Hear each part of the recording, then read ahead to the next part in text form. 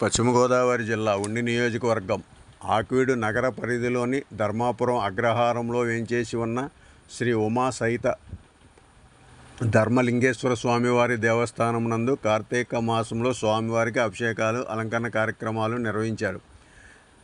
ఈ కార్యక్రమాలను ఎర్ర రఘు దంపతులు ప్రతిరోజు పూజా కార్యక్రమాలను నిర్వహించారు. ఈ సందర్భంగా ఆలయ వద్ద ఈరోజు ఏర్పాటు చేసిన కార్తీక మాస వన సమారాధన నిర్వహించారు. మహిళలు భక్తులు పాల్గొని స్వామివారి తీర్థ ప్రసాదాలు స్వీకరించారు.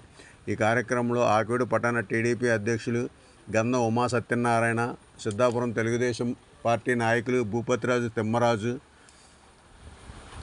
రాష్ట్ర జనసేన పార్టీ కార్యక్రమాల కార్యదర్శి తోట వాసు, తమ్మిశెట్టి కాశీ విశ్వేశ్వరరావు, బీజేపీ చింతా ఆదిశేషు తదితరులు పాల్గొన్నారు.